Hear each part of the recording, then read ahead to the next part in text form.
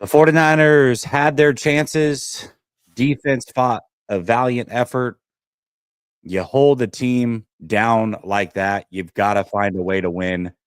6 points, pathetic from this offense. We're going to talk about it all next.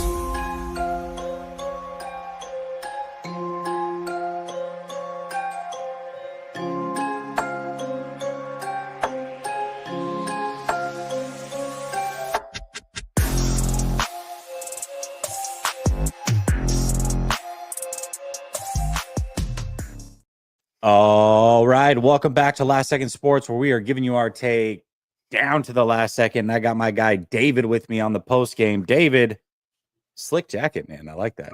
I mean, I actually jumped the guy on the street. I told him to lock in, put my hand. He was practicing kicks in my neighborhood, and I said, "Bill, you're going to hit my window." I put my hand right around his throat. I said, "Lock in." Took this coat right off the bad boy, and I'm right here. I'm looking at my holiday spirit. I'm good. I'm locked in. I'm ready for the post game. Well played. Well freaking played, man. Oh my gosh. All right, where do we want to start on this one, David? Should we start with the man who didn't lock in, Deebo Samuel? He had, what did he have? Let me get the numbers. 7 targets, 3 catches, 2 runs, 19 yards, 1 tackle of his running back, 1 penalty, and 1 drop.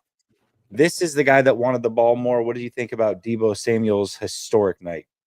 Look, I've been going in on Deebo all year, and I don't usually like to go in on players. There's just things that, unfortunately, you learn about a player during his tenure here that I didn't want to be true. His lack of accountability, his blatant immaturity, people love him. But, people love guys in the high school football teams too. And, guys are like bros, right? Like Deebo's a bro. And Deebo has been embarrassing himself all year. He embarrassed himself and the team in Tampa. Everybody gave him a pass. I couldn't believe it. And look how the tide has turned since then. He's done absolutely nothing. He goes on social media, throws a fit, throws his team under the bus, goes out there and drops a touchdown. I'm telling you right now, that was a touchdown. The blocks were set up. If that goes in, the Niners actually might very well win this game. Right? That's the difference. That could be the tide has turned in that game. And it was just time after time after time after time, drop after drop, no gain, no yak, no nothing. The biggest play he made all night was a tackle on Isaac Gorindo and the horse collar tackle on the kick return at the end of the game. Yeah, when it didn't matter. My favorite part was at the end. They're like, "All right, man, they're gonna throw a Hail Mary here." I'm like, "He can't throw it 50 yards. What? No, he's not throwing no Hail Mary here. He's gonna throw 30 yards short of the end zone. What are you talking about? A Hail Mary? It's over, man. What the heck? Nah, man. Listen, Deebo Samuel absolutely played awful tonight, and I think at this point he just doesn't have it. He just doesn't have it anymore. He's past his prime. He clearly doesn't have the it factor anymore. And I'm sure he is frustrated.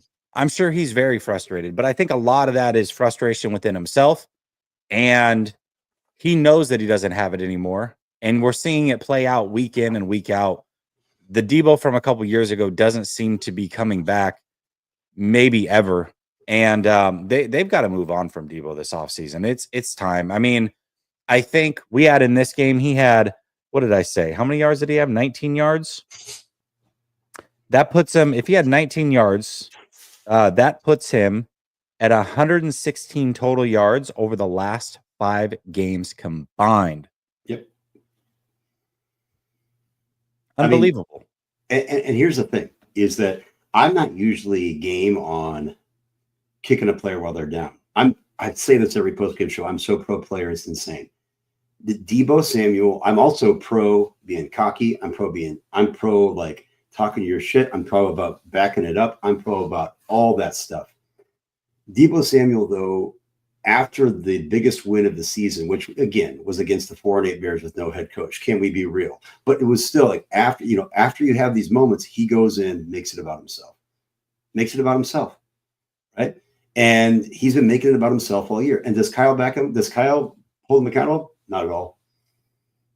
Did Kyle hold him accountable when he's partying all week for his first Super Bowl of his rookie year? Not at all. Got rid of Emmanuel Sanders, though, right? But put Brandon Ayuk in the doghouse for being 2 minutes late for curfew.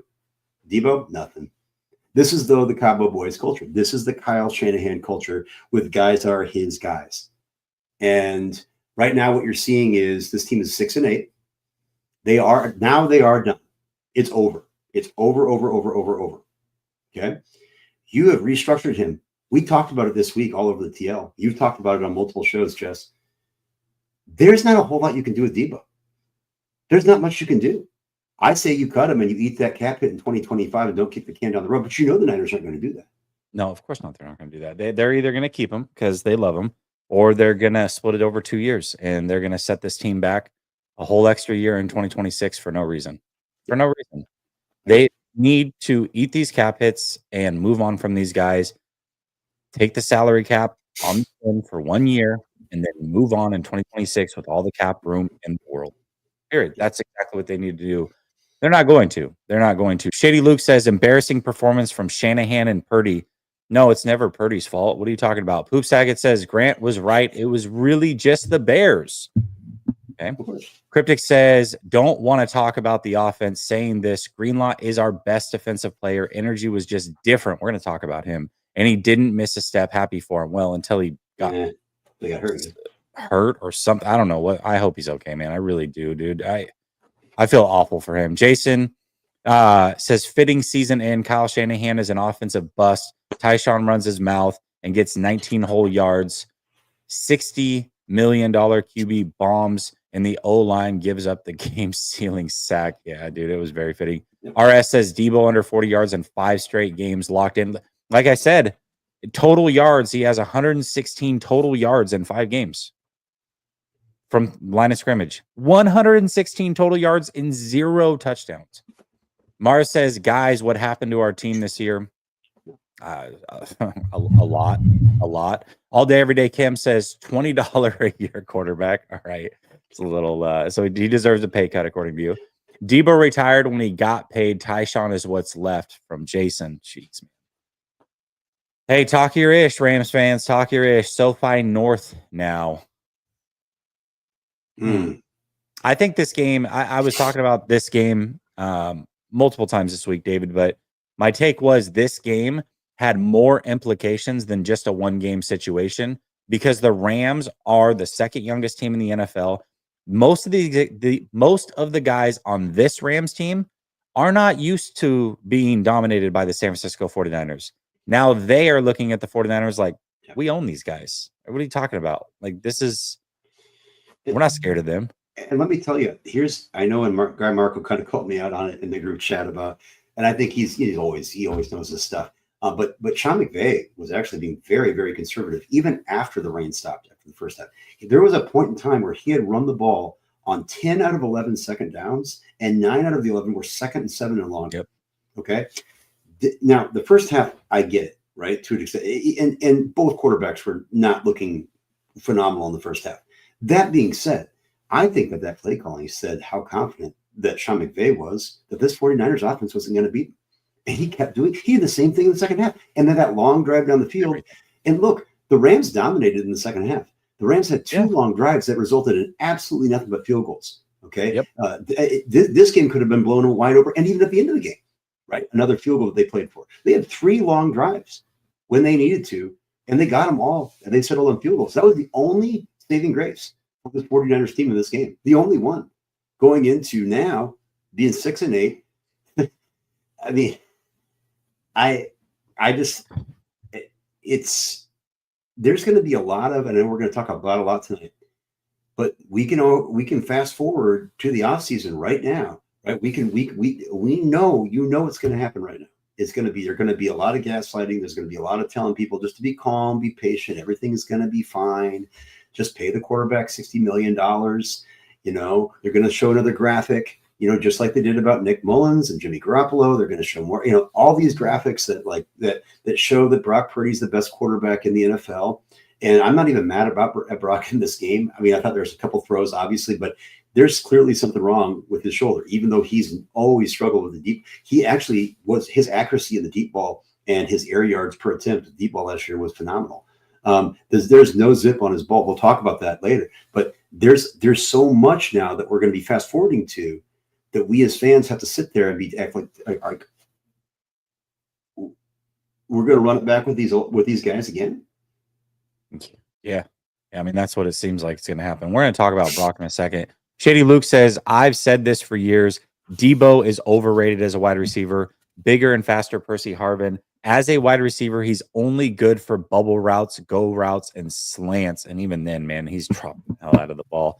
We're going to there's a lot of super chats, and we'll get to them, I promise you. But we're going to let this super chat bring us into the next topic. Propa says, in fairness to Brock, the Rams corner was wide open. And he that he absolutely was. So let's bring that into the topic of Brock Purdy. I don't want to hear about this man's EPA. I don't want to hear about passer ratings. I don't want to hear about any of it. People are like, man, why can't you keep the same energy for a Patrick Mahomes or this quarterback when he struggles? The difference is these guys have stacked up years upon years upon years of success in this league, and they're playing down football right now. But even then, Patrick Mahomes, who's playing the worst season of his career, is playing elite in the fourth quarter when they need him most. All of his numbers in the fourth quarter, elite.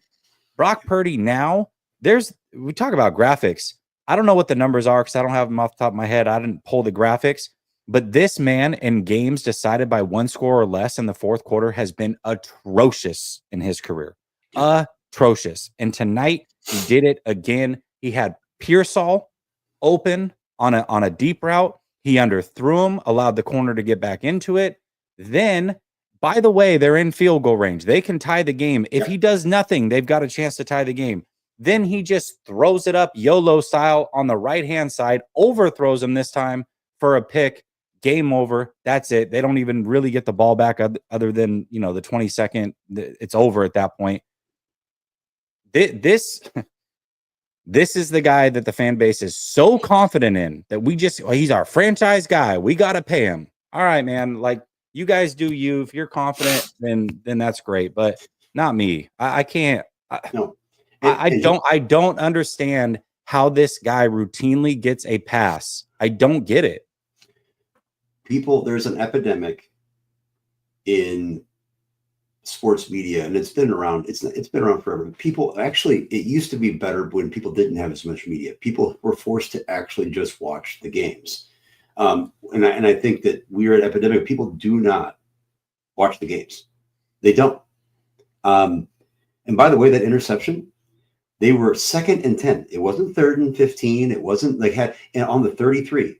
So, okay, that's a 51-yard field goal. Very makeable for Moody. Okay, 51-yard field goal. But you don't need all that right there. It wasn't there to Jennings. He's not in the W. He was bracketed down the sideline. Because nothing good can happen with that pass. Nothing.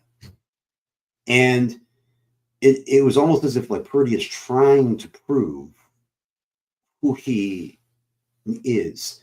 And that interception to me was one of the worst throws of his career because this was 100% must win. And like you said, Jess, they were there on the doorstep to at the minimum tie it. Now, I know I hate playing for field goals, but it's 2nd and 10, right? You're down. And at that point, there was 5 minutes and 20 seconds left in the game, right? So the Rams get the ball at the 20-yard line. They successfully, again, bring it all the way back down the field. Okay, they had plenty of time left. They did not have to go for that shot. And it wasn't open. It wasn't like the Pearsall play. I love Brock. I've got a Brock Purdy jersey. I want to see him succeed. I don't think that this game completely defines him. I don't think that the Bills game defines him. I don't think that all of his bad performances completely define him any more than other quarterback. What bothers me is that people try and look at inflated stats in good performances with WAO receivers. That's wide open. Kittle's been wide open in soft zones for weeks. That was the biggest play the 49ers made all night, was clean pocket, soft zone, and I had people on the TL calling that a layered throw. Look, 49ers fans, it hurts to know that this team really isn't close to a Super Bowl. That's what hurts. But paying a quarterback $60 million,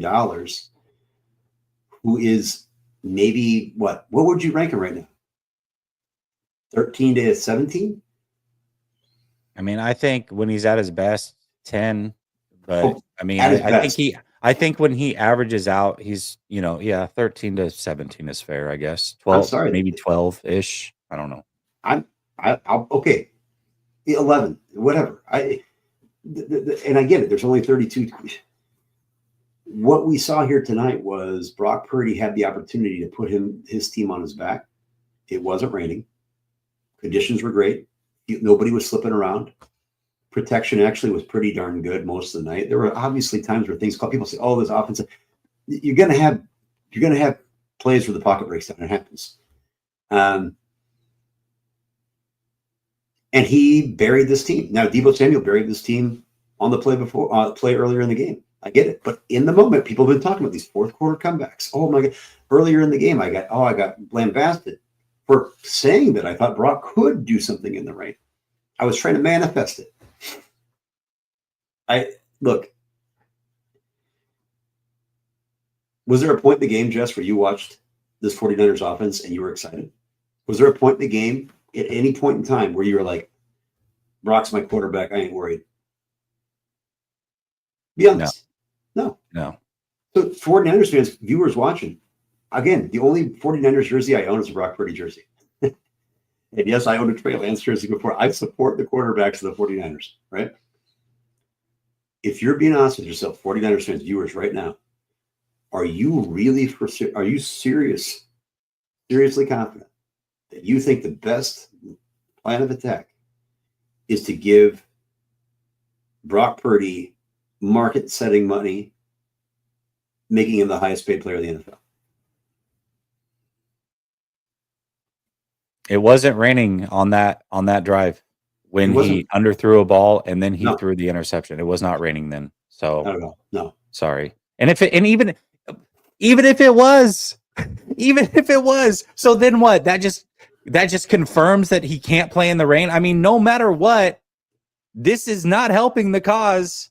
Like, guys, it was raining. Like, gee golly, what's he supposed to do? Just, throw the football in the rain like Matthew Stafford on a 50-yard bomb the drive before? I mean, that's not fair, guys. Both of these games, ultimately, let's really think about this for a second.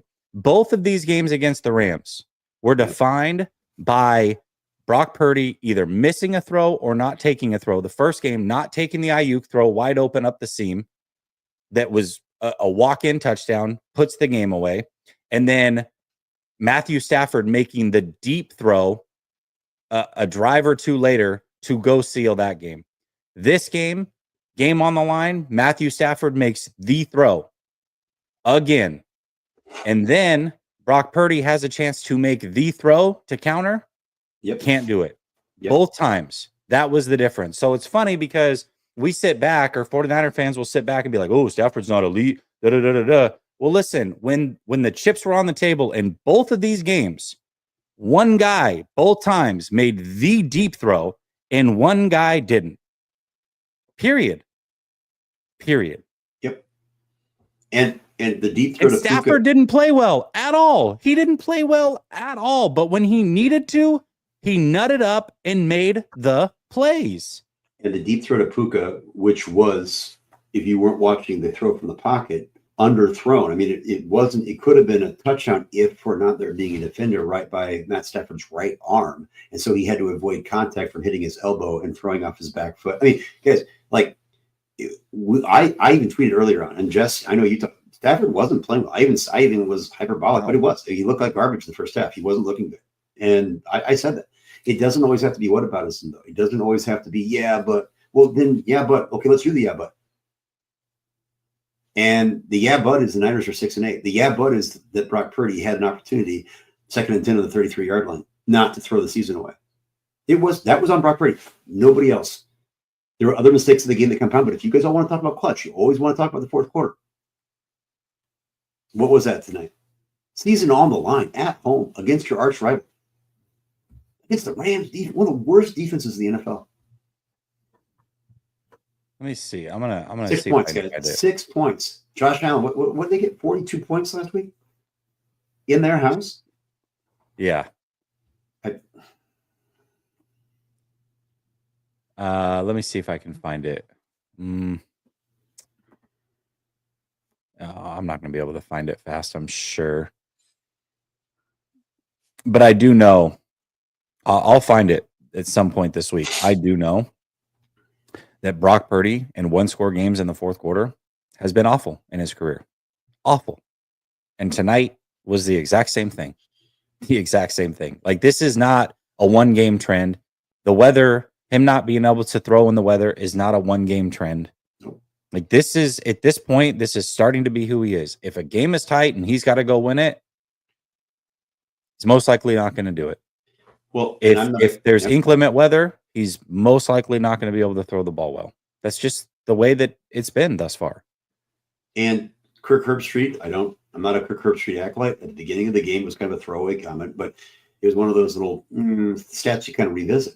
And he said the 49ers have not won a single game this year where the opposing team has scored first. It's this team is built to hold the lead, not to get a lead.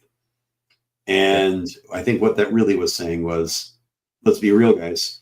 That's a Brock Purdy. It wasn't a tweet. That's a Brock Purdy tweet. Okay. That's what this is. It's like this team is built to sustain, not to come back.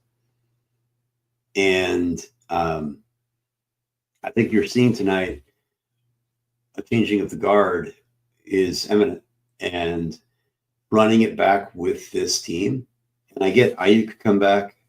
Ayuk's going to come back, excuse me. And I'm sure he'll come back, and I'm sure he'll recover. But it was multiple ligaments damaged. That was an October 20th game. We don't know exactly when he's going to be ready.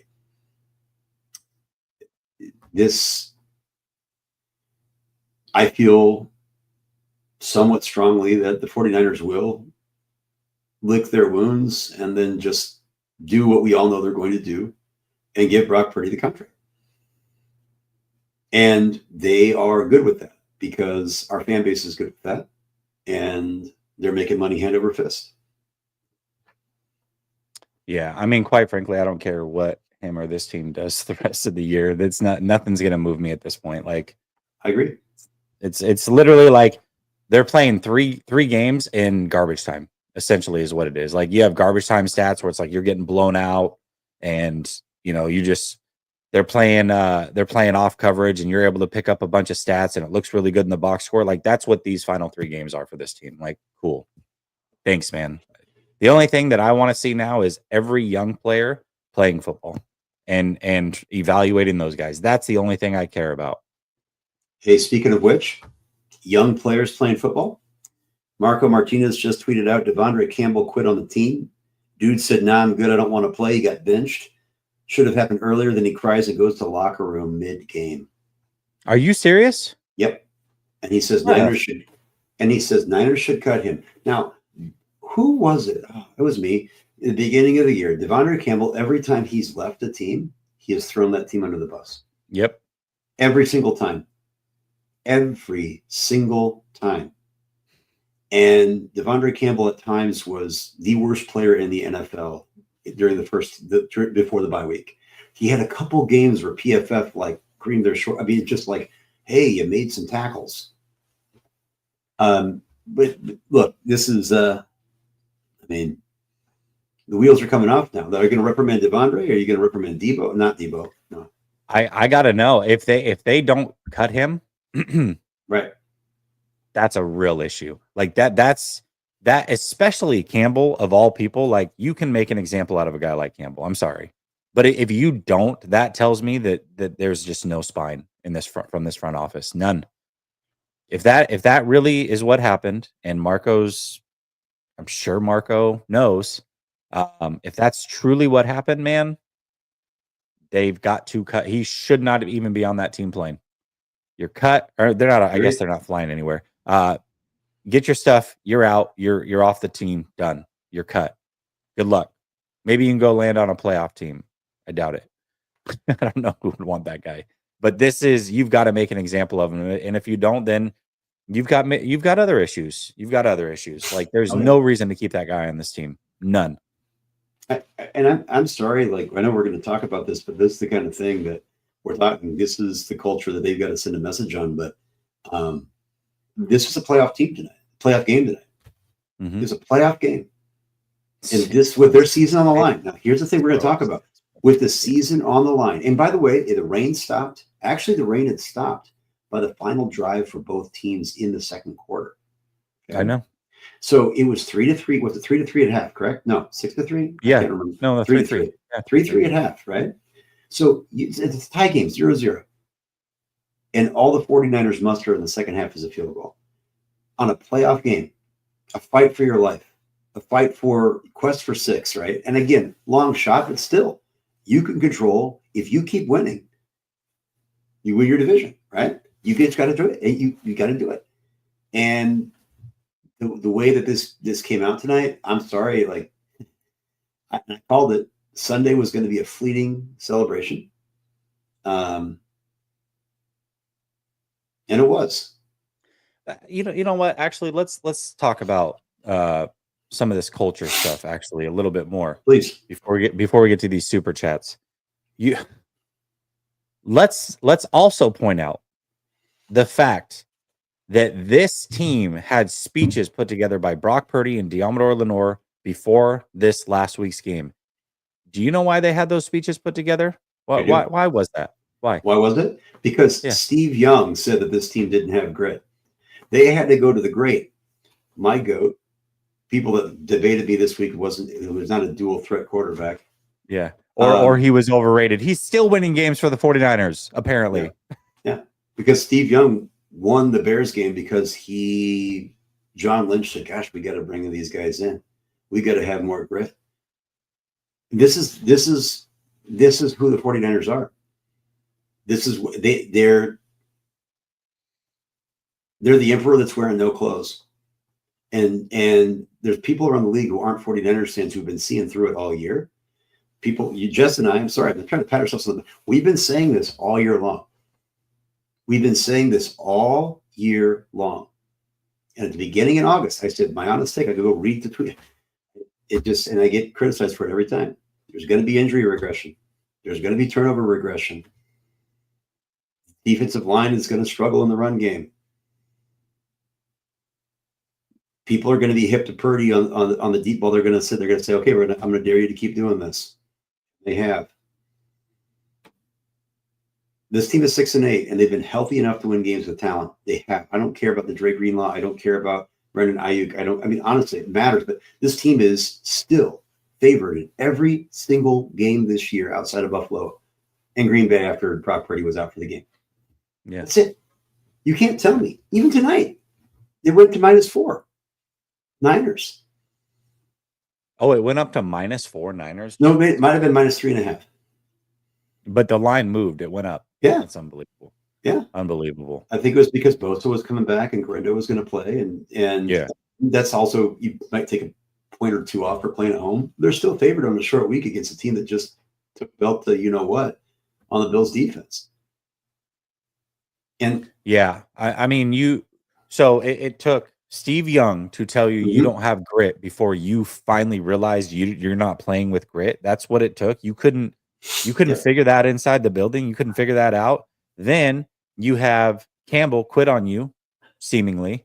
You've got Debo all week talking about he doesn't get the ball enough. So, Shanahan, what we all saw this coming from a mile away. I bet you he force feeds Debo. It was the topic all week long. He's going to force feed him. They can't do that. Should they force feed him? Should they not? Like, we knew what it's like. It's so predictable. Yep. And sure enough, man, you force feed this guy for absolutely nothing. Nothing. He gave you 0 in this game, and we knew he would give you 0. What's up? Can we go through Debo's line? Two carries for 3 yards. 2 carries for 3 yards. 3 catches on 7 targets. Yep. For 16 yards. Averaging a drop, a tackle, and a penalty, by the way. Yeah. And the only person that averaged less yards per catch was Isaac Grendo, who caught balls out of the backfield 4 for 18 at 4.5 yards a catch. So we had 5 touches for 19 yards.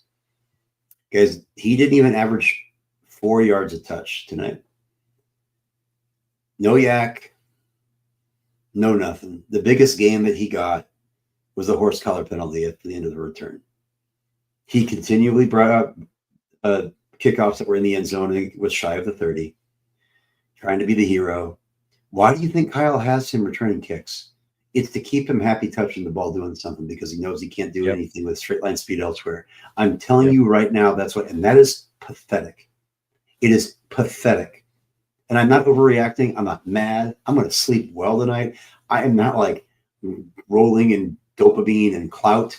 Like it, I mean, look at this sweet jacket. I mean, I want to wear this in pride at school tomorrow, but my students, Vikings fan students, are going to eviscerate me, and I'm going to just be like, bring it. You're right. Bring it. I have a sign on my door with George Kittle lifting up his shirt that says F Dallas, that says we lost the Vikings, with my head superimposed on it. That's my Twitter PFP. Okay. We lost to the Rams again. This is unbelievable, man. Absolutely unbelievable. All day, every day. Cam says, when will the masses get real about Brock? They won't, man. They listen. And I'm not even mad at people that want to cling on to Brock being the guy. I get it. We haven't had the guy in a long time. I understand why the fan in you wants to cling on to this guy like you clinged on to Jimmy, and I understand all of it. Hell, I clung on to Trey Lance. I clung on to Kaepernick. I clung on to Jimmy at some point. Like, it's nature as a fan. So I understand where you are coming from. But man, we have to remove the wool from our eyes. This is where the rubber meets the road. This is when they decide if they are paying him. And if you don't think that you have a say in this as a 49er fan, you are sadly mistaken. You don't think that Jed York and his team reads tweets, reads comments, and if you guys are all like, pay Purdy, they're going to pay Purdy. But if everybody's like, nah, man, pause, do not pay this guy, he's not a franchise quarterback, you might actually make a difference. Yep. That is real talk. They might have taken Trey Lance because everybody hated Mac Jones. That also might be a possibility. Like, you do have a say. You choosing not to buy season tickets because you don't like the way things are going absolutely plays a factor.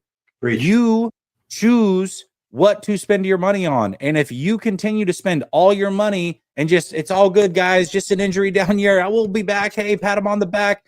Go pay Brock Purdy whatever you want. We're so happy here. If that's the attitude you put forth, then that's what they're going to feed off of. Like, hey, man, these guys are still buying season tickets. Go pay Brock Purdy. We got no.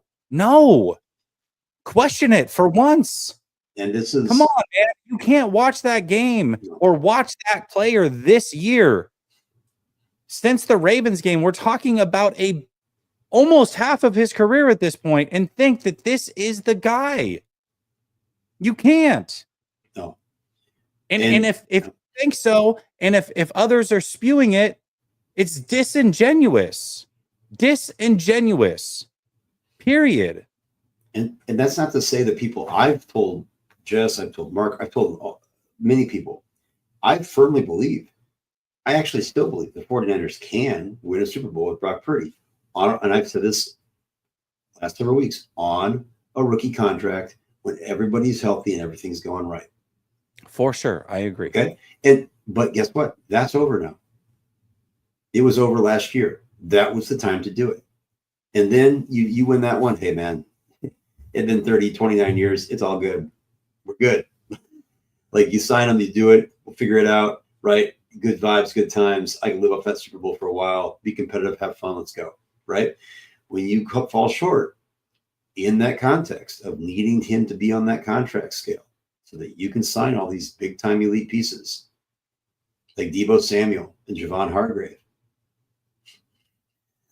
And the thing that frustrates me is, it's like, you guys are so damn smart. Like, I see it in the chat all the time. You guys are smart. You guys will sit here and tell me, oh man, Miami shouldn't have paid Tua. Dallas shouldn't have paid Dak. Jaguars shouldn't have paid Trevor Lawrence. Yep. Arizona shouldn't have paid Kyler Murray. Eagles shouldn't have paid. Jalen Hurts. You'll go down the line of all the guys that shouldn't have gotten big time money. And then when it comes to Brock, you'll turn a blind eye because of EPA, a stat you don't even know what the F it means, quite frankly, for the most part.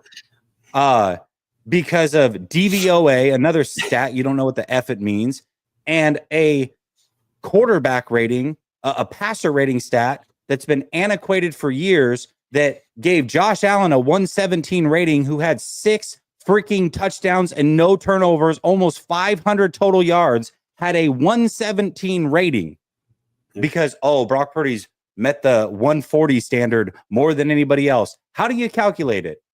How do you even calculate it? Because I'll tell you what, there's a calculator for it, and you can go check it out. If you go pull, I went and did this. I pulled Josh Allen's stats this last week, removed touchdowns and added completions in, and his quarterback rating went up.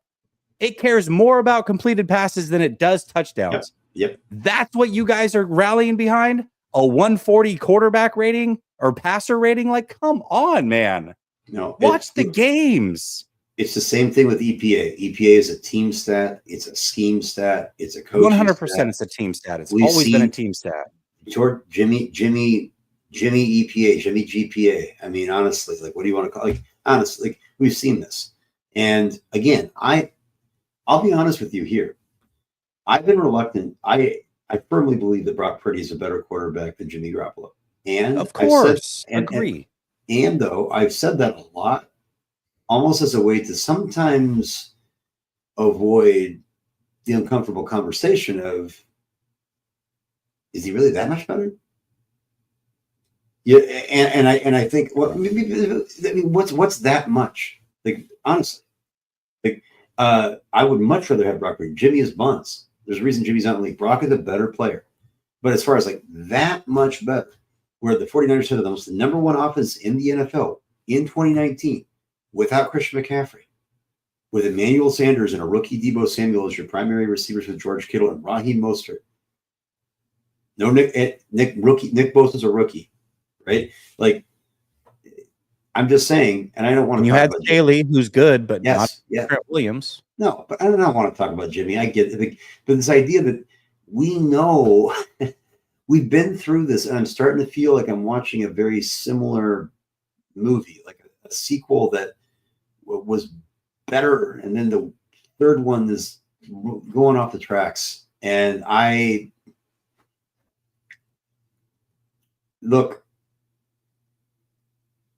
hope, I'm saying that I believe strongly the 49ers are going to sign Purdy. I feel like they're in quarterback purgatory. I feel like they feel that it's the best option for them. I assume the contract will look like a 2-year with outs or multiple year with outs after 2. Probably the smart call if you're not planning on being anywhere near or wanting to develop a quarterback. And God knows Kyle Shanahan doesn't develop quarterbacks. Kyle Shanahan can work around things with quarterbacks. Kyle Shanahan can elevate. But can Kyle Shanahan develop a quarterback? I don't think Kyle Shanahan has the time nor the desire to. He wants things to go now. He wants things to go his way. And so I don't know. I don't think that Jed York will be game for that. I don't think Jed York will be game for development happening again. And I want to be clear too. I am not saying the only reason they lost this game was because of Brock, but no. I do want to say this. There was always a season within this season, regardless of how far this team went, whether they won the Super Bowl, they went to the play, whatever the result was going to be. And we now know they didn't even make the playoffs. The other season that was within this season is Brock Purdy a franchise caliber quarterback? That was always at play here. And the evaluation had to be at play, scrutinized, looked at, dissected, win or lose all season long, because this was the last chance we were going to get to look at Brock Purdy and make a decision. Yep. And I've got to say, if at the very least you're not on my side of things, where all I've said all season long, can we just wait one more season? before we decide? Can we just see it for one more season? Because we've had one really good season essentially and one not so good season. Can we just wait? No, man, you got to pay him. What else are you going to do? It's not about getting a better quarterback than Brock. I'm not saying that those guys are just out there to be had. But if the option is paying Brock $55-60 million or starting over with a league minimum guy who can be propped up potentially by Kyle and surrounded by a bunch of studs, give me that option, because at least I know that option twice now has gotten me into a Super Bowl scenario. Yep. And 2 other times had me fighting for a Super Bowl. And hey, hindsight is 2020, and I'm not even saying Sam Darnold is all that in a bag of chips. Last week's game he had 5 touchdown passes, looked good, and some really, really, really, really bad safety play by the Falcons defense on a lot of those touchdowns. There's a reason their secondary is abysmal and why everybody goes ape against them typically. But hindsight 2020, Sam Darnold can be Sam Darnold. That being said, would the 49ers have been better last year saying, Sam, 4-year deal, $50 million guaranteed. 80 million. Yeah. Even 50. All 50 million guaranteed, 80 all in or something. Yeah. But the thing is, you wouldn't do that for backup money. I get it. I understand it. No, I understand it. But that would have been a better deal than paying Brock the entire in 1 year more than you would have ever paid Sam Darnold in his career. Let's be real. Let's be real, guys. And guess what? Now Sam Darnold, you ain't going to get him on the cheap anymore. No, you're not. Antonio Munoz says Kyle sucks, forcing balls to Debo and long balls. Why? Trust me. Spider369 says trade Purdy, trade Debo, get a real quarterback already. Debo has I believe Debo has zero value in his dollar amount. Zero. None. Nobody will trade for him. Do you want a guy that goes to social media asking for touches, and then when you give him touches, he looks like a JV player? What team wants him? He's the cliff. The cliff's here, guys. Yeah. Now David Lombardi is going to tell you, David Lombardi. What's hilarious too is the descent of David Lombardi is unbelievable right now. But you want him to tell you and gaslight you. That's fine. There's nothing left. He has no trade value. No. This is a great name, by the way. I'm not going to say it, but very clever. This is good. This is good. Debo is dog water. Kyle is overrated. Purdy is mid AF. Pizza Diaper says Greenlaw should have told Debo to lock in tonight. Yeah, man. Listen, Moody, after he made the kick when Debo had the drop, should have walked straight over to him, grabbed him by the throat, and been like, lock in. Make me make these kicks. Could you imagine, dude? Just little Moody walking over like, hey, bud, lock in. Methodical says, when did we become the Raiders? Fire Deborah, Tony. Oh, geez, dude. Listen, I'm not going after somebody's manhood. Megan, what's up, Megan? Appreciate you, Seahawks fan. New member. Brother Bob says, wow, our offense equals some special-ish. Thanks, Kyle Levy. GTC Real says lost because Kyle forced it to Tyshawn. He's a captain. Megan comes in and says, this is what happens to the Niners when the Seattle 12 support the team. Thanks for jinxing us. Appreciate it. The Gold Rush says Lance had a better game in the rain than Brock Purdy. No excuses. That doesn't matter. Rain games shouldn't affect anything. Roger Morales says, big thank you to Debo. He's a Rams fan, so he's thinking Debo. Jason says, let's look to the draft. Do we go wide receiver 6 and HB 4 in round 1? What people don't even want to admit is that this team actually needs a receiver. They do, but not in round 1. I know. But again, you're like, yeah, but we got Jacob Cowing and Ricky Pearsall and an injured Brandon Ayuk. Debo Samuel was non-existent. Honestly, they're back to needing receiver. Huge. Tony B says tank for a quarterback. I think I just clicked off the last. Yeah, but that is my bad. They were going for the big win. They beat Chicago last week, and they ran it back, and here we are now. Yeah, I apologize if I just didn't read somebody's super chat. That is my fault, and now it's way lost. So I really apologize. If somebody wants to put it in the regular chat, and say, "Hey, you missed my super chat," just flag it, and then David, if you don't mind, like looking for it, see if you can see it. Matt says 100% comfortable blaming the whole season on Debo. Spokane 509er says catch those interceptions, game over for sure, but they didn't. And one of them was by club-handed Hafunga. There's no reason he should have caught it. Sean's Garage says this game ended the season just like last season, force feeding Debo again. Oh, that's a really good point. 2 seasons in a row. Dave says, Jess, what have I said all year? Every game we lose. Yeah, you've picked all of them except for one. Jayant says, Timu Tom Brady let down 2 fan bases tonight, Hawks and the Niners. Okay, all right, calm down. Frank Vasquez says, Purdy is trying to show he's worth $60 million when he's not because people were open underneath, but he wanted to go deep. When he can't go deep, he sucks. He's been doing it all year long. Again, he doesn't suck. He is a good quarterback. He's just not that dude. Simple. Mike says Brock also led Ricky too far on the second to last play. Yeah, that's what. Yeah. Oh, good call. Yeah. You are right about that. Very good call. FBI wants to make sure that we all still love Brock because we're unfaithful if we don't, man.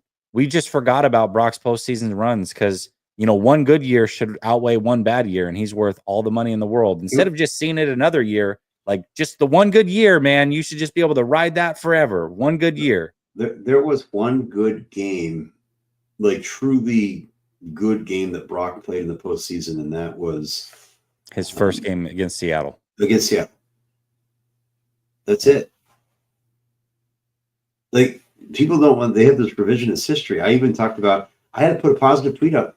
I was trying to manifest it. I said, I think wearing my Brock Purdy jersey, that I think that he can get this boogeyman, put it behind him, this idea that he doesn't perform well in less than favorable conditions, right? And then I had somebody saying, did you watch the Packers game? Yes, I did. I don't know if we were watching the same game. After it was done raining, there were some happenstance things. Before, even when it wasn't even that bad, it was a disaster. The Lions game, he didn't play well in the Lions game. At the end, he made some plays with his legs. It was awesome. Didn't play well. Super Bowl.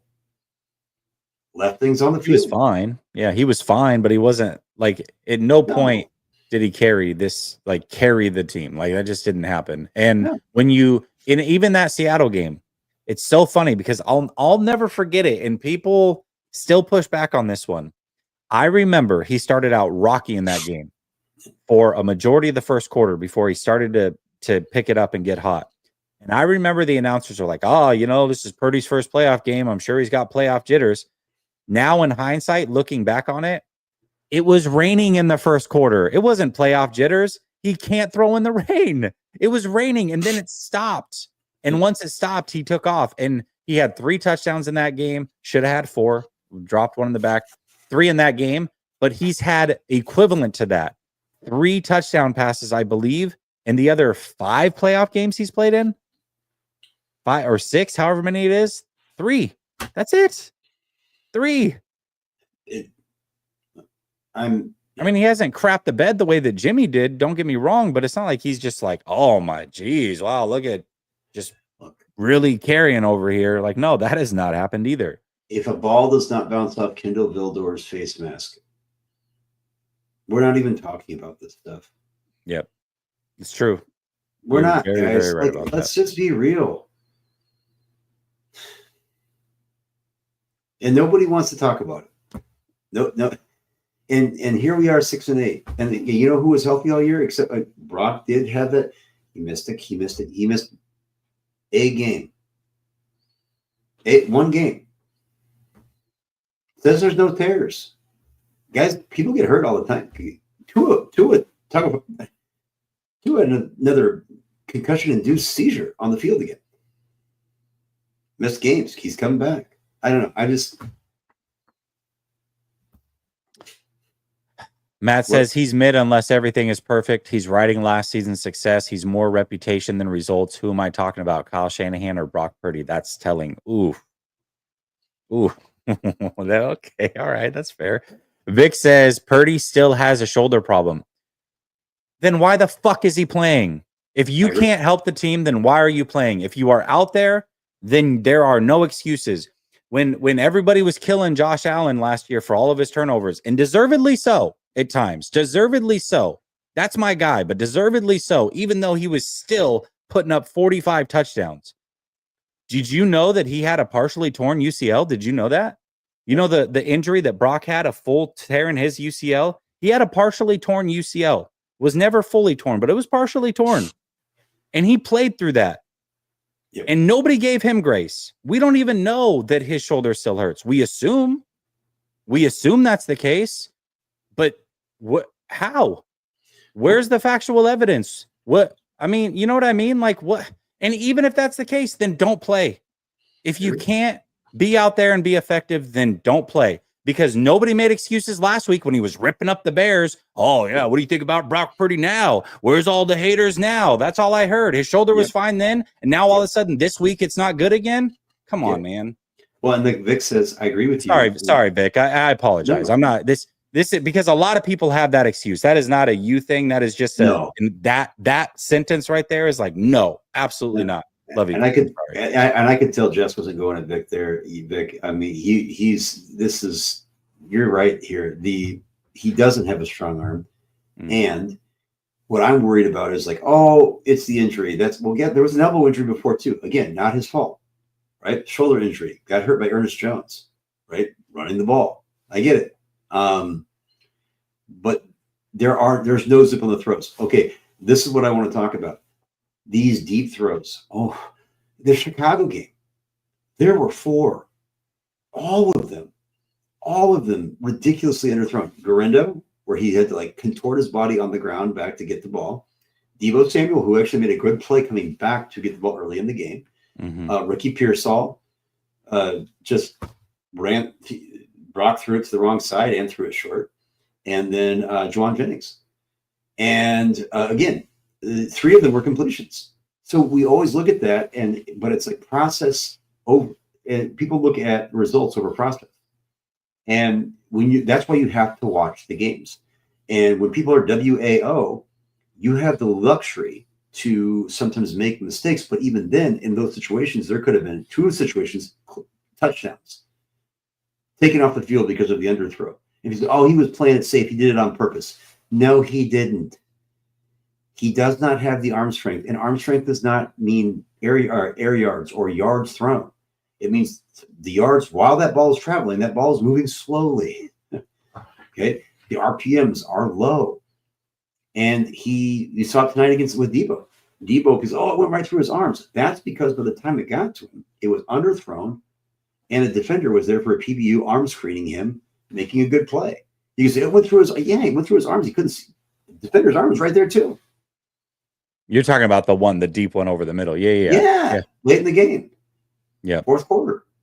Yeah. And it was late, and the decision to throw was late. But he has to anticipate right away and release right away because he does not have the arm strength to mitigate waiting. And he's been holding the ball longer this year than he has his entire career.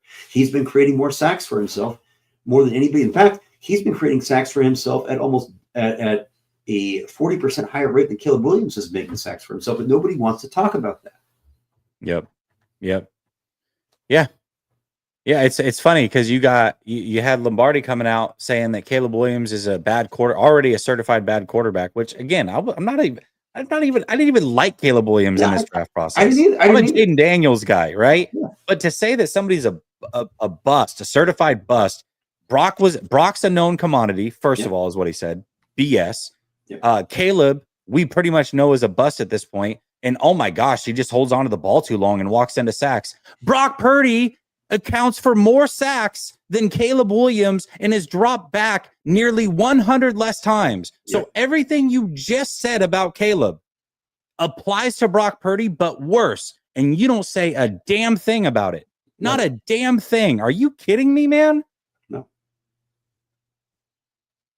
Gosh, dude. Daniel says, go ahead, Kyle. Keep being buddy with Debo. Bring your bestie back next year. I hope not. Jayon says Purdy is the worst QB in the NFC West by far.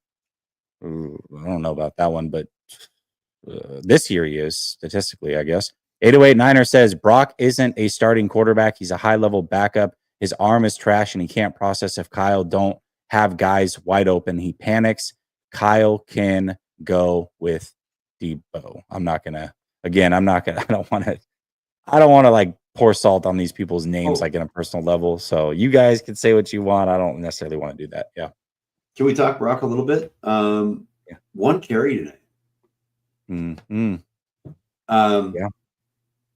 For 3 years, he attempted to carry. He made the decision too late. Wasn't unable to evade Kobe Turner, which he really should have been able to. With that Lamar Jackson 10-yard split. And he had one carry for 3 yards. I don't want to box score. I didn't even look at the box score until right now. This is the first time I've actually dragged this up on my phone other than to look at Debo stats. 14 for 31, 142 yards. I don't care about QB rating. I'm not even going to say what it was. 45.4. There were drops. There were a couple drops tonight. For sure. I think a touchdown was taken off the table when Debo dropped that 100%. That sucks. But a potential score was taken off the table when he threw the ball to the other team with 5 minutes and 20 seconds left to go, 2nd and 10 in enemy territory. And I for a guy that could use his legs aren't hurt. His knees aren't hurt. When he uses his legs, he does good things. Didn't do it tonight. I would have thought I would have seen more of that decision-making from him, electing to do that. Didn't do it. A couple times, made a couple NFL throws where you showed some functional awareness in the pocket, sidestepped it, stepped up slightly, make some throws over the middle to Ricky Pearsall. But those are, again, we sit here and celebrate. Those are throws that you celebrate. Those are just garden variety NFL quarterbacking. That's MVP caliber. Like if you're an MVP candidate, those are just things that you do in your sleep that you don't even talk about. People say, oh, it's the little thing. No. It's the big things. It's the big things. Definitely not. Don't do that. and Andrew, listen, again, I'll give you the same thing that I tell everybody that gets mad when we're not positive. All right. Tell me look at this jabroni. What we should be talking about. Tell me the positive things we should be discussing. Why don't you tell me all the great things that have happened this season? Why don't you walk me through how me being upset and just telling you exactly what I'm seeing is being a troll? Walk me through that, man. I'm giving you the platform. Go ahead, man. Tell us all the great topics we should be talking about. Tell us all the reasons we should be praising everybody on this team after this season. Go ahead. Floor is yours, bud. I'll wait for it. I got it pulled up. I'll go through these supers, but I'll be waiting for you. Dazza says, I don't want to see Tyshawn. Doesn't deserve to be called Debo. Ever take a snap in a 49er uniform. All day, every day, Kim. Let's be real, Jesse. And by the way, the alcoholic is a season ticket holder. A freaking season ticket holder. Well, he's just a fake fan, man. Just a fake fool, right? My God. I'm drinking a glass of wine. My wife usually makes me an old fashioned for these post-game shows. It's a fun thing we do. It's a Thursday night, so I'm not doing old fashions. I have to teach tomorrow. So I'm drinking a glass of wine. I'm an alcoholic. I should really get help. There is help for that, man. I know. All day, every day, Kim says, let's be real, Jesse. A lot of Brock and Jimmy lovers are anti-Trey. The Trey Lance thing is so far, like, I don't care about it. All I care about is right now, this team, this quarterback, and evaluating him as such. That's it. And he is just not it. I'm sorry. And it feels a little racist, listen, that's fine. I respect your opinion. I respect everybody's opinion. But I don't care to talk about it anymore. It's way past it. But we got to figure out if Brock Purdy should be paid. And the answer is unequivocally no from me. Big time money anyways. There is a number I'd be comfortable with, and maybe a 2-year with a 2-year out or something like that. I would be comfortable, but not that big time money. Matt Sanders says silver lining is We can stop listening to Larry say no one wants us in the playoffs. Debo will be gone at the end of his contract. Kyle's on the hot seat. I don't. Yeah, I'm not trying to throw shots at Larry. So I mean, you say what you want, but I don't know what he says or doesn't. Well, say. I can tell Matt, if you want to hear Larry say that, you can actually go to Cameo, and he has $20 Cameo videos. If you want, I will actually, Matt, Cameo Matt for you. Send me. Yeah, how about I send you my Venmo? You send me $20, and I will make sure Larry Krueger says no one wants this in the playoffs with a little bit extra. How about that? And I'll drink some wine while I'm doing it. Because I'm an alcoholic. Naza says, I have never, ever had confidence in Purdy making a game-winning drive to seal a game. How can the front office think he's worth 50 to 65? And that's the thing. We don't know. We don't know what they're actually thinking. Yeah. What's interesting is all the reports that came out that, they're ready to pay him, and that's still the plan. Nobody talked about money. Nobody said they're ready to just drop $60 million at the drop of a hat. That was not said. They said they're ready to pay him and make him the long-term guy. But at what number is that? I don't know. Poppy says 49ers are really about to invest in another average Jimmy G type of quarterback. Again, for 3 to 5 years, elite quarterbacks win Super Bowls, not average ones. Understand that. And I want to be clear. The guy that said, I'm the troll. Read the room, bud. Read the room. Everybody in here, almost everybody in here feels the exact same way that I do. And there is, between two platforms, 2,500 people watching live right now. And I would venture to guess 90% of them think exactly like I do. So you might want to take that ish somewhere else, because you are the minority here, brother. Well, hey, the minority. I'm going to be in Palm Springs next week. Why don't you meet me at the tram? There's a rotating tram that goes up from Florida. My wife and I are going to hike up to San Jacinto Peak. It's about 10,700 feet. And because I'm such an alcoholic, I probably won't have the fitness to get up there. But it, because I'm a has-been. But you come up there, I'll buy you dinner and drinks. You're in Arizona. It's not that far away. I rented a car last year and got that far. And we can talk about my problems and why Jesse is such a bum. Yeah, exactly. Cryptic says Niners. Yeah. And he will too. He will buy you dinner. He's not lying. Cryptic says Niners have to make a hard decision. NFC quarterbacks are so young. Who is the future? We need to get it right. Right in 25 now. Hurts, Goff, Stafford are the oldest. Darnold, Geno, Jaden. Who is clearly the best? I don't know, but it is open. It is open. It definitely is open. For sure. Luke says, Brock Purdy fanatic, but the story is over. Mm-hmm. No handicap says, good NFC West game, Jesse. Jake is wearing those shades. He should be.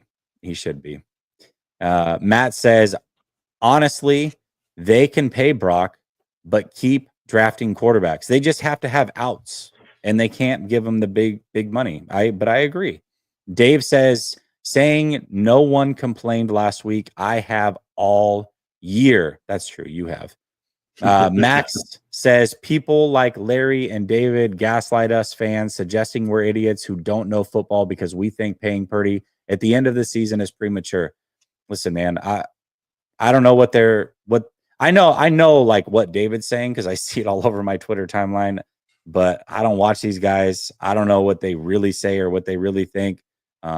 Respect to them as content creators, encourage everybody to watch everybody. It is what it is. But if that's what they're saying, I vehemently disagree and always have. 808 Niners says, I became a member. I appreciate you, brother. Ruiz says, forget the fork. Old Yeller, these bums sweep. Man, all right, Ruiz. Don't Old Yeller, man. Maybe more like where the red fern grows. Okay. Sports talk with Jose. Seattle fan, by the way, says the 49ers offense was so predictable tonight. Fire Lyle. He's got the Lyle thing going. I like that. Yeah, it's good. It's good.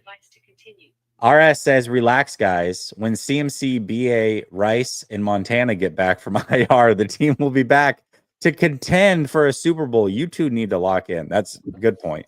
Very good point. I forgot about Rice and Montana. They've also been on IR. Joseph says, Campbell, no call, no showed the game. Haha, reset the team. Dude, That's awful. They have to cut him. Please cut him. DeBig says Campbell tells Shanahan he doesn't want to play in the game after taking Greenlaw out. What the F? Yeah, dude. If they don't cut him, this is a leadership issue. Moises says we were facing a must-win every week. Team captain Debo decides this is the time to make this about his usage publicly. For Kyle Shanahan to game plan around him. Shame on the captain and shame on Kyle Shanahan for complying. Again, 100%. Everybody had to tiptoe around him and cater to his ego all week long. And then they did it in the game plan. And for what? Well, and let me be very clear. Kyle, this is not a mystery to Kyle. Kyle knows this is who Debo is. And I can talk about this now because given permission after this went down from 2 years ago, 2020, almost 3 years ago now, in the draft season of 2022. They were paper thin, a hair's width away from trading him to the Jets. The Niners were just getting greedy. And well, the Jets wanted them to throw in, I think, like a late third round compensatory with Debo for the first. And the Niners said no. And but that was because Adam Peters, Kyle Shanahan, right? John Lynch, they were worried that quote unquote, he's going to be content with one all-pro. And what are we seeing? Like, this is what kills me about this team. They had reservations about that when no fans really knew what was going on behind the scenes. These weren't things that were being talked about. But they knew about it. They had real fears. And what did they do? They still paid him. And they still kiss his ass. They still let him get away with everything. And they put it on the other, even Tabor Pepper, always a long snapper, always like, I'm sorry, man. That, to me, I'm going to be honest with you, and people say, you never played the sport if you think that's not, no, that doesn't actually happen in most teams. Most teams don't have a player that puts their hand on their teammate's throat. And when you look the other way with that, to me, I thought that was beyond the pale for Kyle. I really did. I thought it was beyond the pale for Debo. But they're going to, what they're going to do right now? I've just been watching, or not been watching, but I'm going to go watch this after the show. All these clips of people talking about Devondre Campbell, and that's all we're going to talk about. Yep. We're going to talk about Devondre Campbell. And by the way, it's easy to cut him. Their season's over. You're 6-8. So what? Yeah, I mean, Kyle's enabled these attitudes, man. I'm sorry, you just have you enabled Debo this week. You're an enabler at this point, and it's just you can't do that as a leader. You got it. When the moment that Debo started that BS this week, he should have been like, "You're going to be benched for the first quarter, and we'll figure it out after that." But we're not game planning. You know what I mean? Like you're not. You know what I mean? Like there's ways to handle it, and he never. Of course he would. Of course he would never do that. But that's what a leader would do in that situation, or something similar. I'll tell you what a leader wouldn't do. A great leader would not have enabled him all week, had his teammates enable him all week after enabling him 3 weeks prior or 4 weeks prior. And by the way, since that moment, the face mask moment and the taunting on the sideline for 3 to 5 minutes afterwards, right there in front of me, watching it happen, all that BS. Since then, 5 games, 116 total yards, 0 touchdowns, then complains after a win that he's not getting the ball enough. And then you enable him and game plan around him and have the teammates acquiesce in the public. Oh, Debo's so great and he's my best friend. No, man, that is not the way you handle it. I'm glad you mentioned that because Brock did that this week. And Brock isn't one of his best friends. They don't hang. Look, I've got that on good. I got that on good. Like, I know I'm right on this. Okay. They're not best buddies. Brock's buddy. And then George Kittle wearing a Thursday Night Football hat, which like I don't even know if they existed. How'd you get one? Right. But he's like, well, I think this is going to be another one of those Debo Thursday Night Football games. Like you see what they do though? This is what should have been a George Kittle Thursday Night Football game. So I'm a teacher. This is what you do for a kid sometimes that needs pick me up moments, and you know that not every kid deserves or not deserves. There's equitable ways to deal with different kids, but we're talking about Debo like he's a kid. We're talking about like Debo like he's like this kid who's like in a emotional behavioral disorder like school, like where you're like, okay, I know this kid is volatile, And I know that it's not perfect, but we need to fill up his bucket a little bit. We need to make sure that he knows that we love him so that he doesn't spiral and do something that's really maladaptive that puts him in jail or puts him in a bad spot, like that puts him like that makes him do something that he doesn't want to do. That's how we're talking about Deebo Samuel. Mm-hmm. These players, they kid glove him like he is a kid that needs to be protected from himself. This is not how you treat adults. This is not how you treat people. And then and this interview, it just, yeah, you read what you read. Yeah, we did. Look, man, I'm frustrated. You read what you read. Like, yeah, you're frustrated with what we're frustrated, but whatever. Moises says, what are some realistic paths forward for the QB position? Agree with you, Jess. He may not be it. Appreciate you too with the immediate analysis. I appreciate you too. All I've said is he's still under contract. You don't have to move on from Purdy. You don't have to pay Purdy. And if you really want to do the right thing, the nice thing, which you don't have to do, but you can go the Jordan Love route. Hey, you know what, Brock? You have been underpaid for years. We do believe in you. But on the flip side, you've had 2 injuries to your throwing arm. This year wasn't your best year. Now, we think that you can turn it around, but here's what we're going to do. We're going to up your pay this next year and make it right. We'll give you $25 million, fully guaranteed, which is way more than your $1 million. Yep. And then we'll figure it out after this year. We'll meet at the table again. We'll see. You're going to have a great year, I'm sure of it. And then we'll talk long term after that.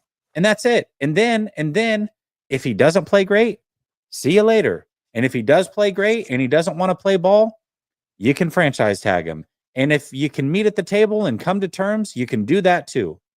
It's very simple. Like, they have a path forward that is not having to pay Brock Purdy long term. And then what you do is you keep bringing guys in that you think might be able to push him a little bit, might have a chance to be something eventually, and just figure it out from there.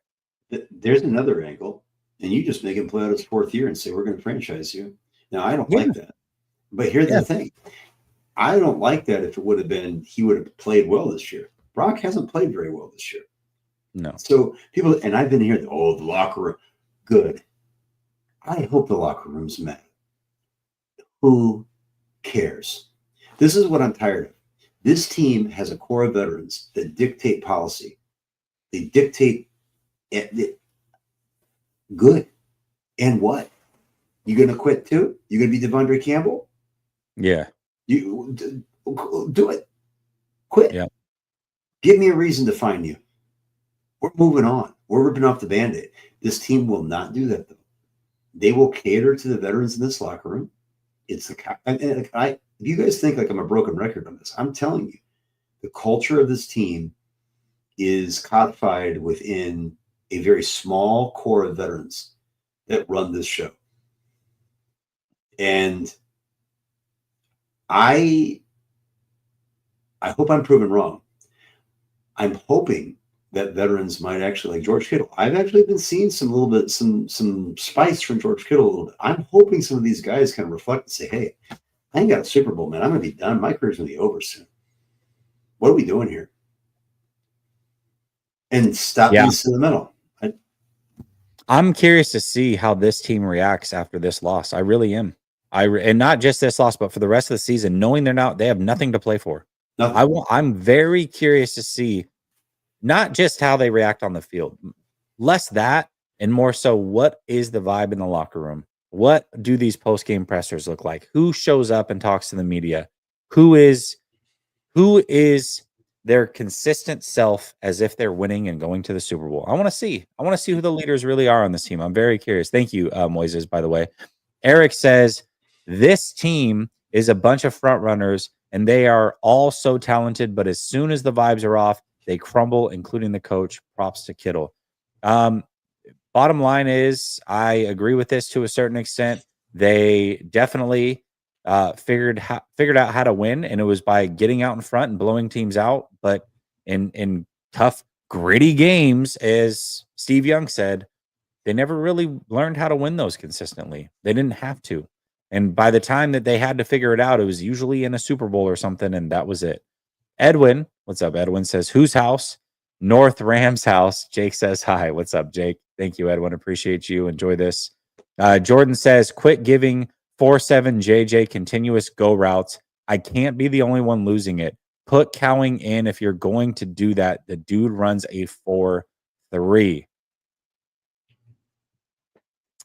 Keith Murphy, the unbeaten, says, think we can re-sign Greenlaw? He made a difference. They can, but man, is he healthy and can he be healthy? I don't know how much Greenlaw made a difference tonight as much as you. I think that's a lot of vibes. I mean, this is not Dre Greenlaw slander, but you got to go back and watch the film, and you got to there was the rain in the first half was rough. In the second half, he didn't play much. Yeah. I don't know. Yeah. I'm not sure either. And he was definitely, and that was my prediction going into this game, is that he was going to look good early and fall off late. And not because I don't want him to play great, but that was the reality. He's coming into a playoffs atmosphere. He's going to have an adrenaline dump. Yep. And I'm curious, and I was curious to see literally what I said. This team is going to be riding high on adrenaline. Dre Greenlaw is coming back. They're going to have that boost. The question is once that adrenaline dump happens, can they sustain it when this game gets tight in the end? And the answer was no. The answer was simply no. Keith said Moody should have mushed Debo after that drop. Yeah, Drewski says force feeding the ball to Debo so he wouldn't cry. What the F? Yeah. Ruben says, can we get one reporter to ask Shanny who calls the offensive plays and why it went wrong? Not trying to say fire him, but hold him accountable for the poor offensive performance. It will never happen. It won't happen. These guys are scared of Kyle. They're scared of the team. If they question the team, they get text messages. Hey, man, you probably shouldn't go so in on this team. Hey, you might want to rephrase that question. This team is coddled all the way through. It's interesting because you have media, a media team. Every team has this media team that basically prepares you. Hey, these are probably the questions that are going to come your way. Here's how you answer them, whatever. The difference is this media team grooms the reporters and basically trains them on how to ask patsy questions. That's real, by the way. That is real. And people, Grant, he's just so blah, blah, blah. Grant would be, and I've had people, I have a friend that covers the Jets. He's like, dude, Grant would be the most tame reporter we have. He's like, Grant wouldn't even make a dent into what our coaches see. He's patsy compared to those guys. And Grant is the toughest. And most fans complain about Grant. Geez, so negative, asking tough questions. Like, get out of here, man. And this is what, again, all goes back to culture. You can't even be questioned in the public eye. You can't even answer questions that the fans want to know about. It's so frustrating. Thomas says Debo, he almost got me. Definitely has pictures of Kyle with the GOAT. He sacrificed the whole season on trying to get the guy who did nothing all year the ball because he cried. What the F? Luke says, why and how has Brock regressed so poorly? I don't know that he's regressed. I'm just being real with you. A lot of what you're seeing was all over his film last year, and nobody wanted to talk about it because things were going well. And anytime that I brought them up, I was a hater. I didn't know what I was talking about. Just sit back, shut your mouth, and enjoy the ride. And so eventually I just cooled out a little bit. I still did my thing, but I did cool out a little bit. But what you're seeing this year was all over his film, even during the good ride. And just like Jimmy, it was the same thing. When Jimmy was going well, there was stuff all over his film that was red flags. And people didn't want to see it because the team was winning. And now you are seeing it. Now everybody sees it in 4D because they're losing. That's really all it comes down to. The team wins. If the team was winning and Brock was playing this way, nobody would say a word except for guys like me, and I would be a hating a-hole. So that's the reality. Vinyl Work says Debo is washed up wannabe receiver. Why was Kyle trying to get the ball? Bench him since it costs more to cut him and trade him. You're not going to be able to trade him for sure. They're going to they should cut him. And it's going to suck, but it's the reality. Moises says fans defend Brock Purdy because human psychology, they don't like uncertainty, especially in teams' most important position, nor delayed gratification, aka fear of starting over. Yeah. You're right about that. I agree with that. Matt says, I'm tired of the Brock talk. Mobile Jimmy G, period. Oof. Yep. No, he is. That's good. The Big 25 says no wide receivers that can open, bad pass blocking O-line, although the stats don't say that again, and neither does the film. And bad play calling aren't helping Brock either, for sure. Listen, I'm not saying things are perfect around Brock, but you either are an elevator or you're not, and he's not. He's a top, yeah. You say top 10 quarterback, but not worth more than 30? That's not top 10 quarterback. That's not top 10 quarterback. Contradict. Yeah, those contradict, brother. Sorry. Those things contradict. So hold up, because I'm not agreeing with you. He's not worth more than that. So if you think that, then you don't think he's a top 10 quarterback. You think those conflict. You think he's a Geno Smith, basically, which is what, maybe 15? You think he's less than that because the market is what it is now. Oh, that's true. To make less than 30 million a year as a quarterback now, that's just that's bottom of the barrel starting.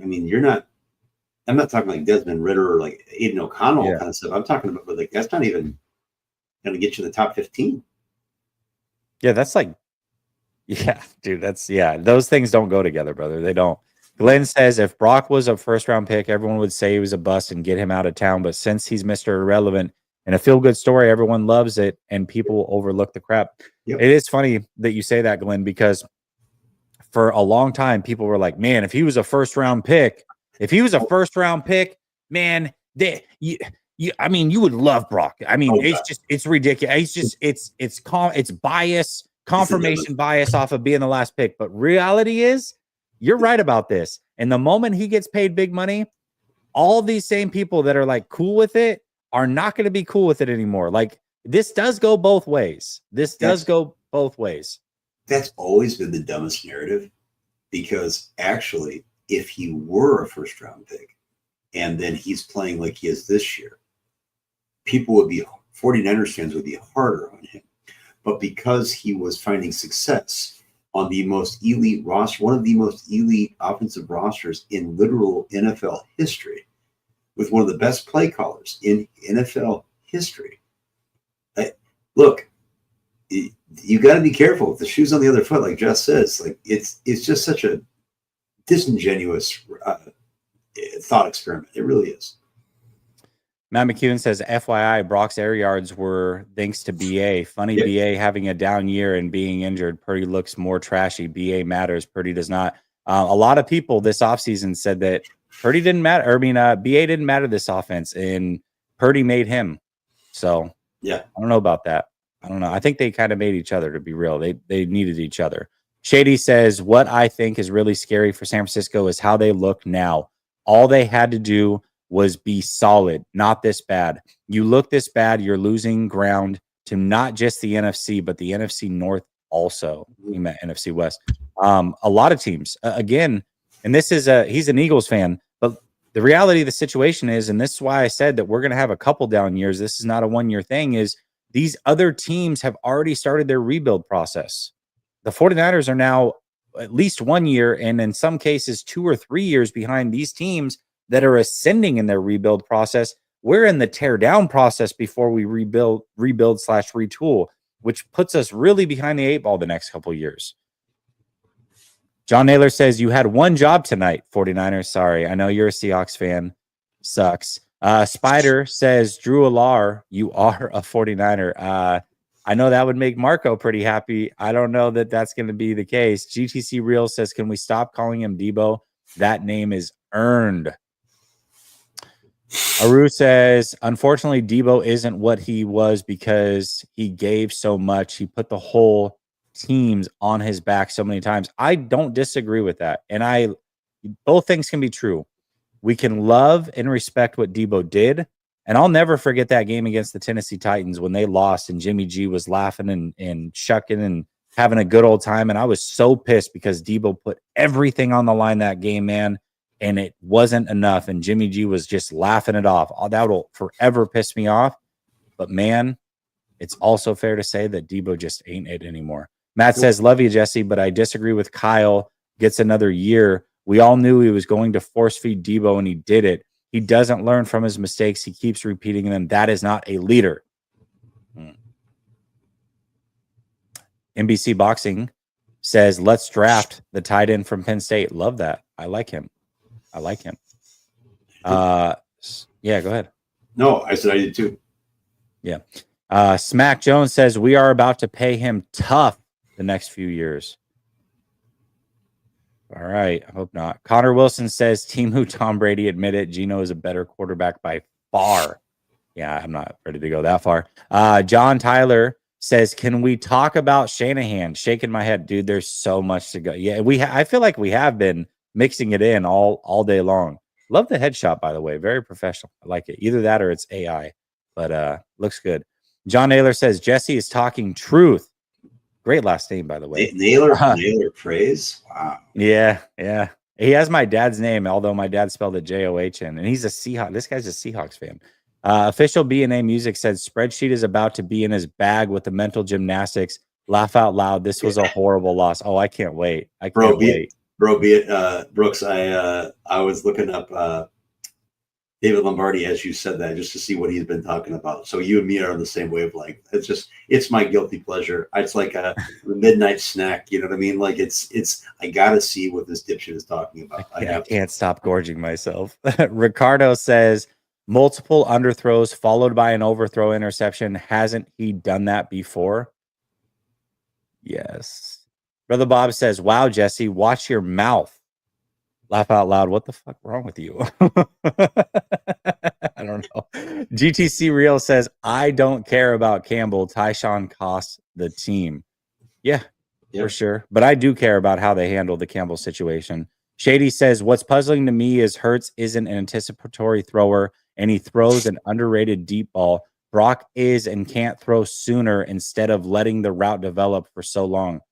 Bingo. That was supposed to be Brock's superpower, and all year long we've seen him double clutch, double pump, not throw to wide open guys. If that's your superpower, you can't then not be that, because the rest of your physical game cannot make up for it. Matt McEwen says, how do you watch this team and not be an effing alcoholic?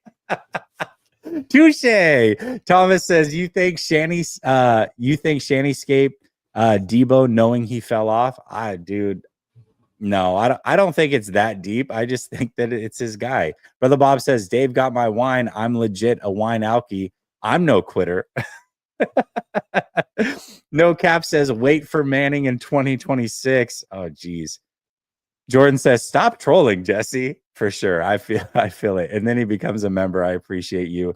Gregorius Greg says, thank you, guys. I love the show. Thank you for supporting the show. Spider says, can we trade for Burrow? God, dude, I would love to have Burrow. 808 says, I don't know why I got dropped from being a member, but I am back. Attitude reflects leadership, and this team has shown us who they are from the top down. I don't know, 808 I don't control that stuff. I assume that maybe you had a card change, and so the payment didn't go through, but I appreciate that you're back, 808. Official B&A Music says, Cabo on 3. Ready, break. Palm Springs next week, Brooks. That's where I'm going to be. I'm going to be in Dominican Republic, actually. So I'm going to be vacationing myself at a perfect time because the season's over. It would have been really upset if I would have missed some good games down the stretch. Warlock says, how do you fix Purdy's problem with the rain? It's mental, man. His hand size is the same as Mahomes. It's bigger than Trey Lance's. It's a mental thing. I don't know how you fix it. Sexy Potato Dancer says, Kyle is that one manager that refuses to set rules. That's very true. You know, here's what the problem with Kyle is. And again, a lot of leaders make this mistake, is he came in, I believe, David, he came onto this team and was very laid back, tried to be the chill guy. And the problem with that is you can't go from being that guy and ramp it up. You can never do that. What you can do is come in and be the tough hard ass and then dial it back when you want, but you cannot go the other way. And I feel like he started as that guy. And the only way to like kind of go that way without like being hated is you start being passive aggressive, which we see that all over who he is. So that is why I've always thought I've had him figured out as a leader. And I think that's exactly who he is. I think he came in too soft. He tried to ramp it up once he realized these guys weren't responding the way that he wanted them to. He gets frustrated. He addresses the team instead of individual players when it really is individual players. That's just the way that I've always felt like he led. And I think that that's an issue. Dazza says, how is bringing another quarterback in to push Brock Purdy going to stop Brock Purdy's underthrows, overthrows, and Jimmy G head explosion leading to an interception or a fumble? I'm not saying it will. I'm just saying that they don't have to move on from Brock necessarily. He's very inexpensive, and at $1 million, I would still love to have Brock for sure. All day, every day, Kim says, by some miracle, Kyle gets let go by Jed's dad, and Johnson's available. Why would he want to come coach this dumpster fire with a weak arm quarterback? That's what I'm saying. I don't think Ben Johnson would want to be here, and if he did, I don't think he'd want Brock as this guy. I don't. Keith says, how long have I been saying 2020 vibes? A long time. We got 10 left. David, if you need to go, bro, I totally understand. It's like no. in the morning over here. I'm okay. Good. I just don't want to keep, you know what I mean? Mufasa says, what happened to the quick release that diced the defense? Yeah. Brother Bob says, fear of starting over equals why people want to keep Kyle Levy. I think fear of starting over or fear of taking chances is what holds a lot of people back in life, if I'm being quite honest with you. I think people are comfortable and they're afraid. And I think that for a lot of people, that comes out in the way that they talk about this team. They're comfortable and they're afraid to move on because what if we get somebody worse than Brock? Or what if we get another Jim Tom Zula? It's like, yeah. Or also, what if you get somebody better? Like, that's also a possibility, but we don't ever talk about that side of it. Moises says, what POS would make sense? What POS would make sense to draft if a top 15 pick? What position would it make? Okay, I was like, POS. Did they have to suck? Offensive line, defensive line, quarterback if they're elite and you think they are. I don't know, like any of the above. Not wide receiver, not corner. I mean, it's a good question. I think that if you're looking at roster building going forward, I think there's a lot of guys that think it's got to be edge or tackle. I don't like to be so prescriptive in the position where you have to do that. I think they should be getting elite players. I think that's what happened. What was wrong when they drafted Javon Kinlaw is they got married to the idea that you're basically replacing DeForest Buckner and passed up on Tristan Wirfs. And then they knew they had Trent Williams in the bag for a third-round pick. I get that still. Wirfs and Williams. Wirfs started out playing right tackle. Imagine if he was still there right now and then moved over to left every time Trent got hurt. Like that would be nice right about now. So, yeah, I think that's a good question. I think that's something that, look, we're going to get a head start on this because the season's over. So I'm going to start looking at prospects a lot earlier than that's the only silver lining. It's the only silver and pay attention. If you're not on Twitter, follow him. I'm going to bring this up real quick. Backcountry fam. Follow him because this man tweets out about prospects all the time. And every year at the draft, when we do the draft show, he's always a part of it.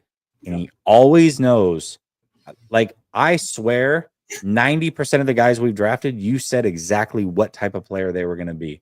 Every player you were disappointed in hasn't hit. Every player you were excited about has hit. You weren't a big Jair fan? No. Not the greatest. You weren't big on either of those running backs, Sermon and TDP? Not at all. Not good. You weren't big on Drake Jackson? Not good. Like a lot of players you've said this about, and you've been right. You've been right. And the guys that you liked, Renardo Green, Malik Mustafa, trying to think who else. Well, yeah, and I like. Anyways, yeah.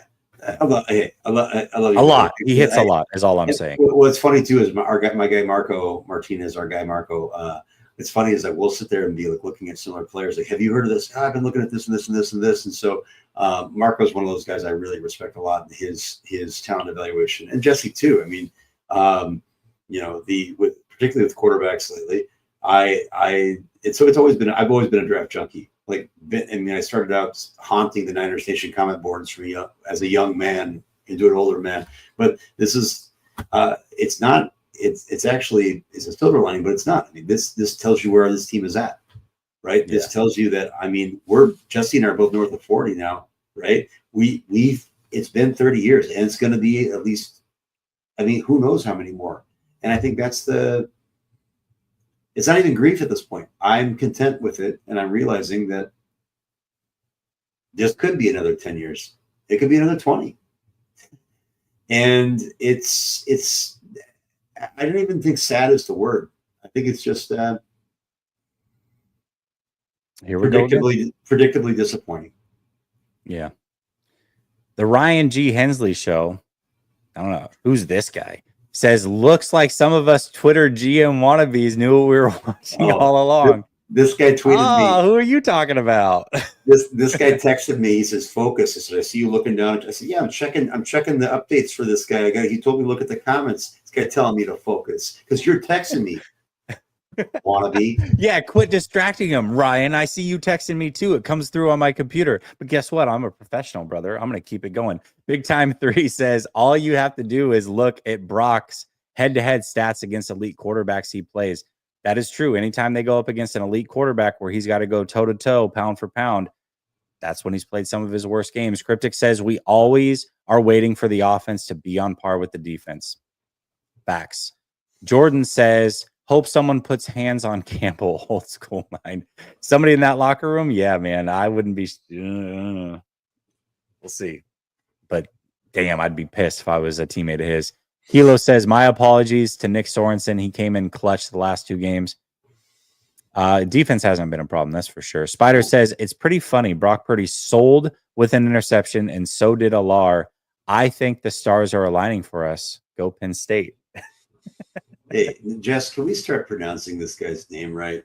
I mean, is it Aller? It's Aller. Oh, okay. Sorry. You're not. I haven't watched him other than the Oregon game. And guess what? My Oregon Ducks stomped him. So there's that. You can't call me a ditto head. I just corrected Jesse on his own show. He did. But he'll never be back again. We have an agreement that he can't disagree with me, guys. It can't happen. Thanks for the jacket, though. That was nice. Yeah, perfect. Mark Sanchez said, Mark Sanchez. So it's Aller. Okay, I got it.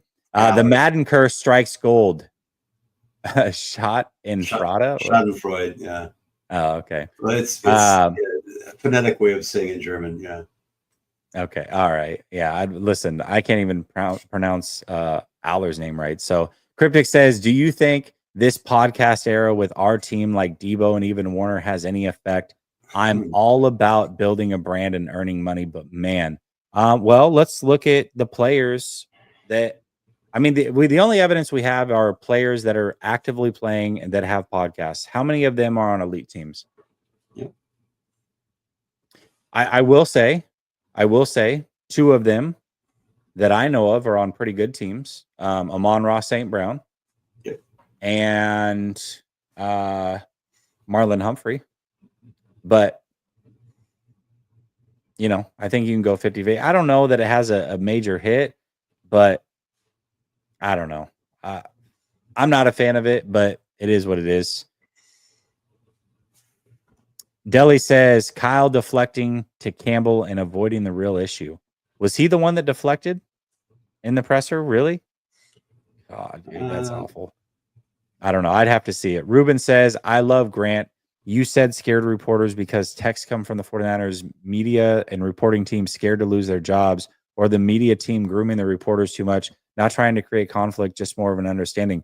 I'll say as clearly as I can, this team will reach out to people if they feel like they are asking unfair questions. Yep. And I believe there are people that ask patsy layup questions, even when times are tough, because they are afraid to lose their credentials. That is not something Grant has fed me. That is something I know outside of him. And I think he tries really hard to do his best and ask tough questions. The fan base hates it. And it is what it is. But Grant would be soft when it comes to New York media. Like the questions Grant, and he'll tell you that. He will tell you that. His dad was way harsher than Grant is. New York media is way harsher than Grant is. Yeah, he asks some tough questions sometimes, and I love it. I love that he asks tough questions, and I love it. He's not the only one that will do it from time to time. I think Larry does a good job and will ask a tough question. Matt Mayoko, but most of those guys are not asking tough questions ever. Well, a lot of those guys don't even ask questions. They just write on the questions that were asked. Our media sucks. Period. Sorry. And look, and if you ask questions, I even talked to somebody that was telling me that Kyle Shanahan's family has complained and his wife has complained, and I don't want to be around so and so because look, this kind of stuff is just, it's pathological. There's nothing that Grant, and look, I don't rubber stamp everything Grant's. I know Grant. I like Grant. Grant and I aren't at each other's weddings. Okay. Like, nothing. Grant has never done anything that is like beyond the pale that would make a coach's wife like, I can't be around that person. Like, it's just it's idiotic. It's ridiculous. It shows you how much of a thin skin that Kyle has and that the 49ers have with this. But rest assured, there's things I can't talk about right now. Like, Grant's not gonna go anywhere, and it's actually Lowell and whomever being tougher in New York, whatever, that's actually good for business.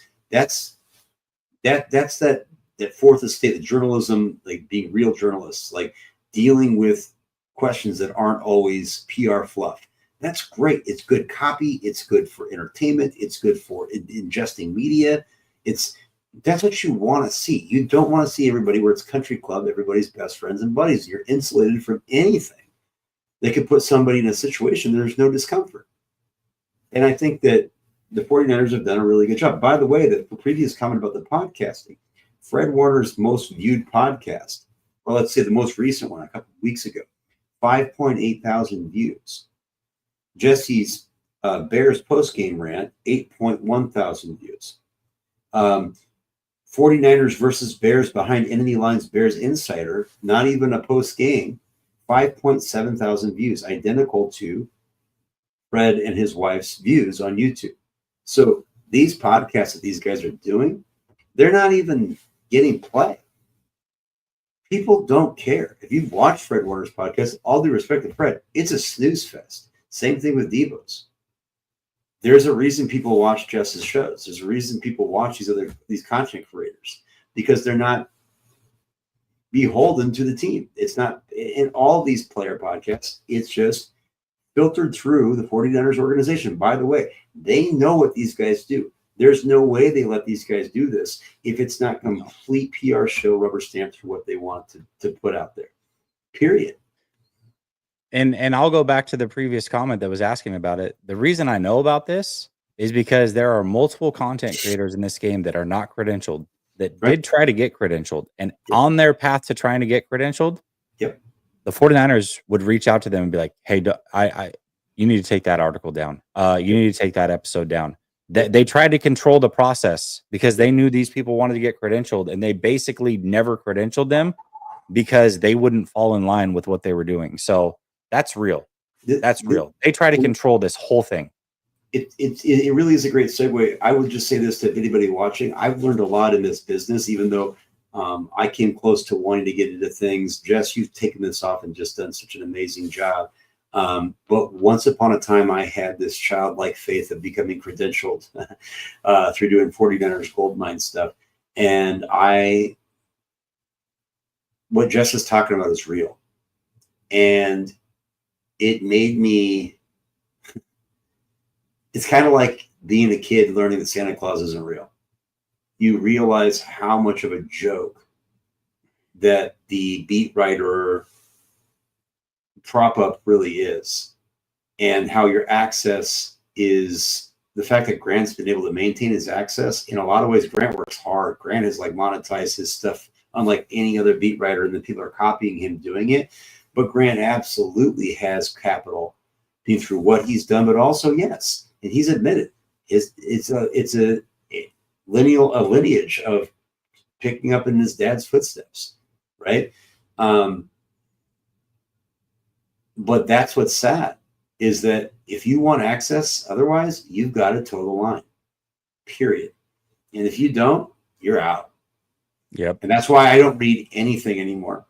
I don't read. I don't follow any newspaper. I don't, because none of it means anything. It's all laundered through what the 49ers want you to know, or how they want you to feel about something. And that's why shows like this matter. And that's why people gravitate to shows like this. And that's why right now you've got a combined live viewership of probably over 2,500 people. Yeah. Listen, I live across the country. I don't care about being credentialed. Right. There ain't nothing they can say to me. Nope. You reach out all you want. I'm not changing a damn thing. Keith says we shot our load last year. It's so disappointing. Then he says defense played well, but how many missed picks? Oh, for sure. They definitely missed you. You got to make those. Hufanga, those are huge plays. Although Hufanga has a big cast on, so I get that one. But Demo definitely had a couple. Yeah. He had a couple. He's right. Travis Kelce, you're right. The Kelce brothers, fantastic podcast. Well, there you go. There's a successful one. Yes. But they also have a successful podcast. Their podcast does hella numbers. So it's like, so hold on. Successful players are also successful. Like, wow, that's what a concept. Like you're winning here and you're winning there. You're just a winner in life. That's interesting. J Mad says Campbell better be cut tomorrow morning. Yeah, man. I really hope so. Listen, speaking of Grant, I'm sure he's about to go live and he's must-watch TV. So flood Grant's channel. He should be live anytime. I'm going to go check him out. Like I said, I got to be at his post games. So much love to everybody that was in here. Appreciate you. We got a ton to talk about and all the time in the world because the season is now over for the San Francisco 49ers. Sucks, but we move on. We push forward. We look to retool/rebuild, and we'll figure this thing out together. Really appreciate each and every one of you. Stay blessed. David, thank you so much for doing this show with me, as always. And until next time, peace.